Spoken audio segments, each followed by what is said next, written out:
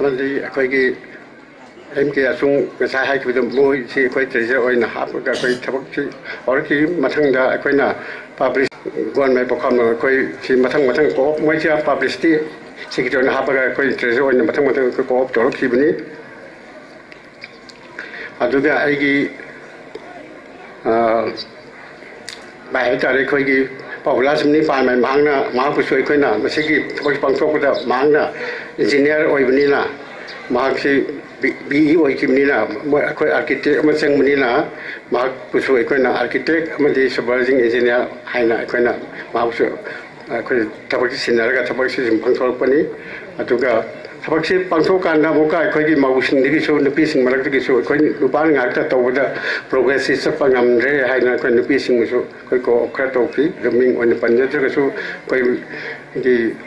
ꯂꯤꯗꯔꯁꯤꯡ ꯃꯧꯁꯤꯡ ꯃꯔꯛꯇ ꯃꯣꯏꯁꯨ ꯑꯗꯨꯝ ꯑꯩꯈꯣꯏꯒꯤ ꯍꯧꯖꯤꯛ ꯃꯔꯛꯇꯨꯗ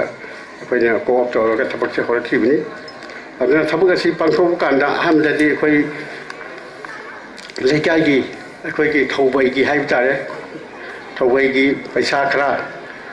ꯑꯔꯩꯕ ꯄꯩꯁꯥ ꯈꯔ ꯍꯥꯟꯅ ꯄꯨꯊꯣꯛꯑꯒ ꯊꯕꯛ ꯍꯧꯕꯅꯤ ꯑꯍꯥꯟꯕꯗꯗꯤ ꯂꯨꯄꯥ ꯑꯩꯈꯣꯏꯅ ꯃꯣꯏꯅ ꯂꯨꯄꯥ 50,000 ꯑꯗꯩ ꯂꯨꯄꯥ 1,00,000 ꯁꯨꯃꯥꯏꯅ ꯃꯊꯪ ꯄꯤꯔꯒ ꯊꯕꯛꯁꯤ ꯍꯧꯔꯛꯈꯤꯕꯅꯤ ꯊꯕꯛ ꯑꯁꯤ ꯑꯩꯈꯣꯏꯅ ꯄꯩꯁꯥꯗꯨ ꯌꯥꯝꯅ ꯂꯩꯔꯒ ꯊꯕꯛꯁꯤ ꯄꯥꯡꯊꯣꯛꯄ ꯅꯠꯇꯕꯅꯤꯅ ꯃꯇꯝꯁꯨ ꯈꯔ ꯌꯥꯝꯅ ꯂꯧꯈ꯭ꯔꯦ ꯑꯗꯨꯅ ꯑꯩꯈꯣꯏ ꯊꯕꯛ ꯑꯁꯤ ꯄꯥꯡꯊꯣꯛꯅꯕ ꯍꯣꯠꯅꯕ ꯀꯥꯟꯗ ꯑꯩꯈꯣꯏ ꯌꯥꯝꯅ ꯑꯩꯈꯣꯏꯗꯁꯨ ꯄꯩꯁꯥꯒꯤ ꯀꯔꯤꯒꯤ ꯑꯩꯈꯣꯏꯒꯤ ꯌꯥꯝꯅ ꯑꯋꯥꯕ ꯑꯃ ꯑꯣꯏꯈꯤ ꯑꯗꯨꯒ ꯑꯩꯈꯣꯏ ꯍꯧꯖꯤꯛꯁꯨ ꯌꯨꯝ ꯑꯁꯤ ꯑꯩꯈꯣꯏ ꯁꯪꯒꯥꯕꯁꯤ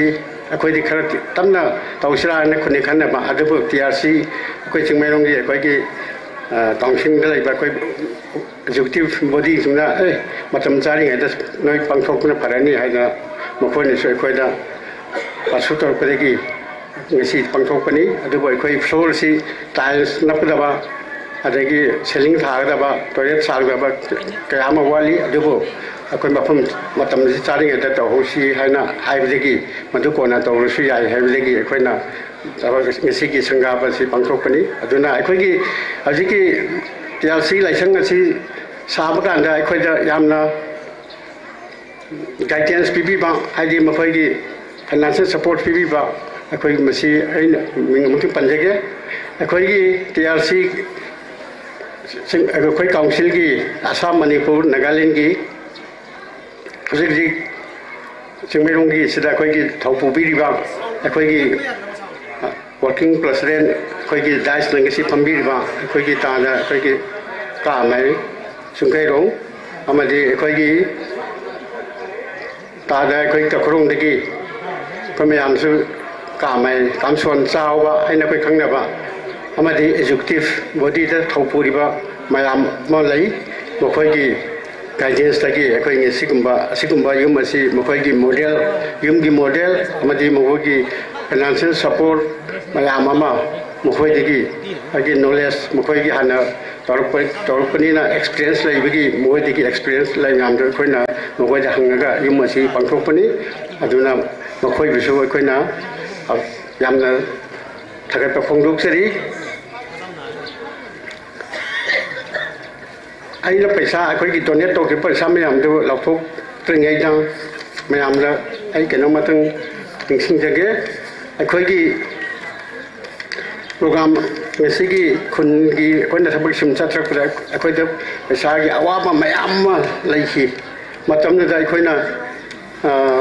अतोप खुनसिंगी अखोइना पैसा डोनेशन तौदी तौनिंगबा अदुबो अखोइना दी मदु याम कन्ना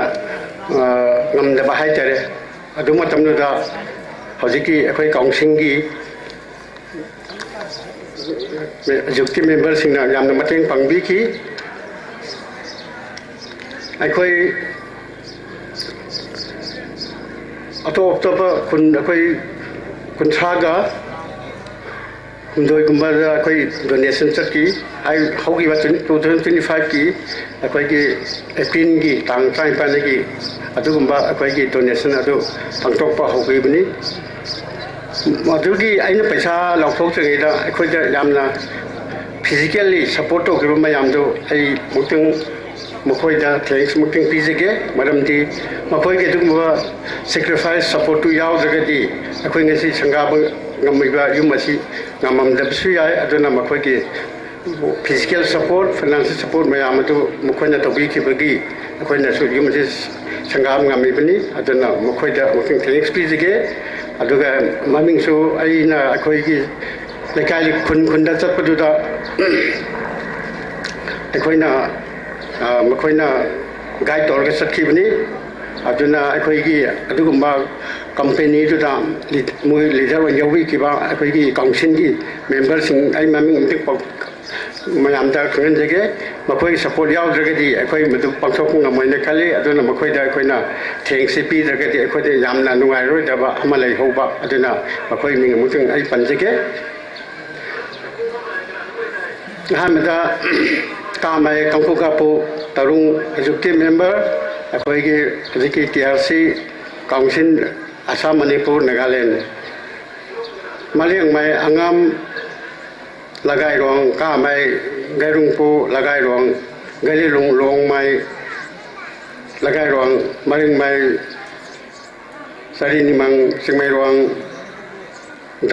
Dikwan Malang Mai Chimeiron Asung Pao Mai Namdulong Mongchau Ka Mai Mahabari Nigwang Ka Mai Ramji Ka Meu Kwan Gai Kukurong Hai Bai Koigi Myo Sing Sina Koi Kun Chalaga donation Tobuda Yamna Makoina Litorga Koigi donation Sakibni Aduna Makoigi guidance Tagi Nasi Koi financial कोई support फंगबदगी युमसे संगाबनी अदना मखोइगी खोइगी खुन्ना मखोइगी नमकता करिस्तो बंगम जगसो मखोइगी sacrifice तोबा dedicate तोबा अदगी नमकता यसी मखोइबु थगत फंगदोक्सरी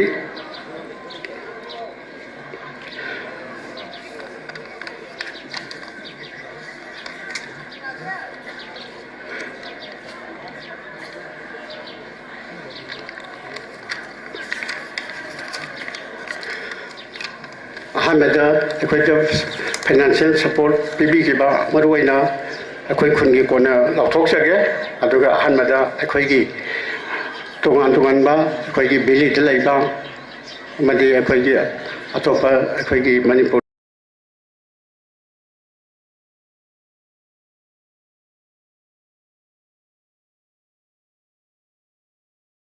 सिंह हाइबा तारे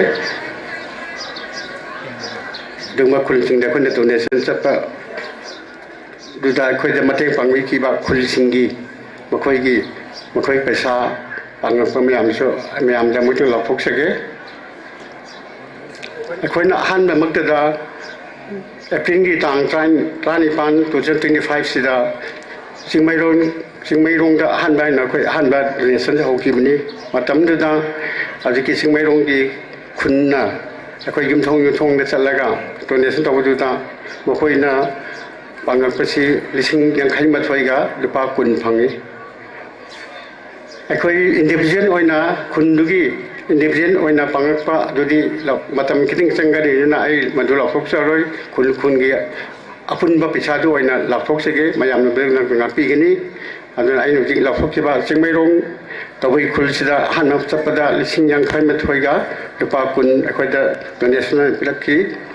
दुगिदमक्ता अखोइगी केखु खुलगी केखु खुन अमदी अखोइगी construction कमीगी मैकाइदिगी अखोइ चिंगमैरोंग खुनबो यामना थगत फोंदोक्सरी मखोइगी ममन नाइद्रबा याम फोक्सेन चाउना मखोइना पिरिखिबा खुनगी अखोइगी मेंबरसिंग युमथोंग सिंग दु अखोइ ईश्वरगी blessing फंगबीरगा यामना नुंगाइ लाइफबा यामना चौखटपा याम इंचपा इमुंग ओइना लाइबिसनु खुन ओइना Bishnu हाइना अखोइ कमिटीगी साइटगी wish पिजरी ईश्वरगी blessing निजरी मथंगदा थारोन कबई खुंदा अखोइना अमुक चतुरुबदा लुपा 8,000 पिरई मजिनमक्ता अखोइ खुनगी थारोन खुनगी खुंजासिंग वो कोइना अनहन थगचरी कोइ थारोन कवि खुंदा लेबा कोइगी प्रजा सिंहसु यामना नुंगाय खबा ईश्वरगी ब्लेसिंग फंगबा खुल अमा ओइबी यु हाइना ईश्वरगी ब्लेसिंग निजरी 마탕다 남탈롱